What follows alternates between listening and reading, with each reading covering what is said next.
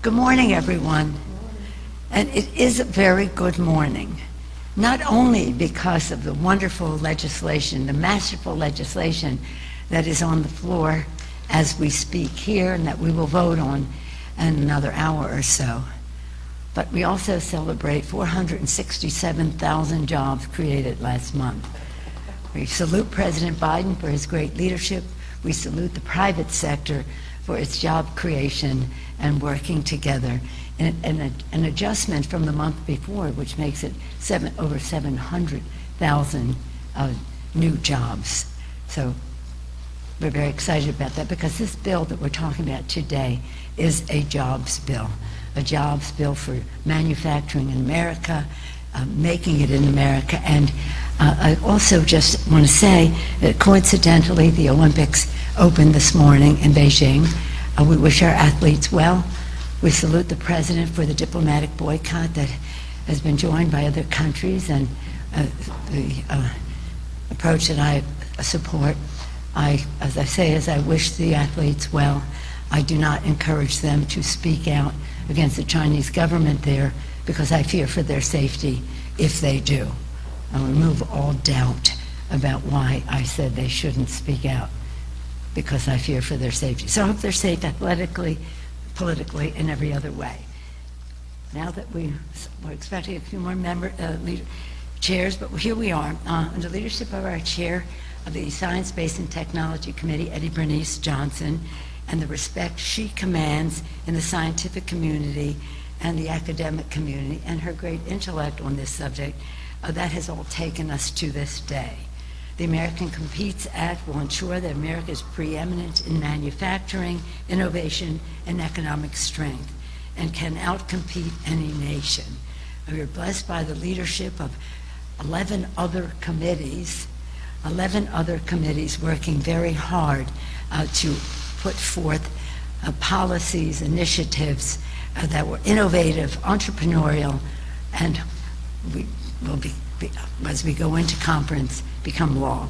I want to salute Chairman Peter DeFazio, the Transportation and Infrastructure Committee, Frank Pallone, Chair of Energy and Commerce, Richie Neal, Chairman of Ways and Means, Maxine Waters, Financial Services, Bobby Scott, Education and Labor, Benny Thompson, Homeland Security, Gregory Meeks, Foreign Affairs, and also Jerry Nadler from Judiciary, Carolyn Maloney from Oversight, and Raul Grijalva from Natural Resources.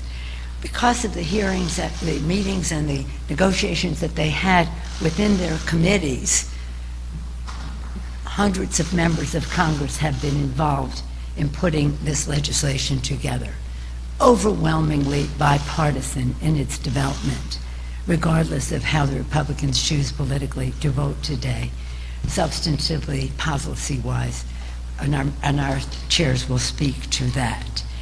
Competes meets the economic and national security imperative of bolstering American manufacturing and workers. First, with the CHIPS, an investment of $52 billion to support U.S. manufacture of chips and semiconductors, which are the lifeblood of modern technology. I ask this question, do you know how many chips are in a car? 1,000 chips in a car. In an electric car, 2,000 chips. So just think of what this is going to mean to the automotive industry when we have domestic, made in America chips readily available and not be at the mercy of other countries. The chips are increasingly made abroad, leaving us vulnerable to supply chain issues and higher costs. It's really important to know that this investment will lower cost. Secondly, the supply chain and manufacturing. We have $45 billion support the manufacture and acquisition of critical goods that are essential for our national economy, our national security, and that includes components and products for public health and biological preparedness. It includes information and communications technology. It includes energy and transportation sectors, industrial base, and agriculture and food product supply chains. So this affects just about everything. lowering cost. Third, science and research, again, with the reputation of our distinguished chair, Eddie Bernice Johnson, and research and academic community will, with bipartisan bills, we will be advancing U.S. scientific research and innovation excellence to ensure that we lead the technologies of the future. This is so important because years ago, there was no question we were number one. And then people followed our lead, investments in education and research and development. And then they had lower labor costs, so jobs exited. You may remember, well, maybe not many of you because you're younger, but a number of years ago when I was relatively new in Congress, we had the gathering storm. That call to action from the scientific community that there was a gathering storm of competition overseas and that we needed to do better and do more, and we are. Fourth, leading on the world stage, we are positioning U.S. interests and values to win in the world arena, including holding the People's Republic of China accountable for genocide and using slave labor. This is not just a values issue in terms of human rights.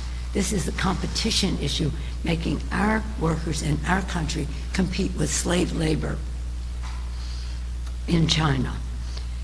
Again, as the Olympics begin today, I reiterate my concern about and I fear for the physical safety of those who may speak out. I do want to, as I said yesterday at the Congressional Executive Commission on China hearing on this situation, I applaud President Biden as I did already. I just want to also add that in our country, we are blessed with a magnificent, and I can speak firsthand about this representing San Francisco in the Congress, the Asian Pacific American community is a vital part of our community. We are talking about American preeminence as we contrast with China.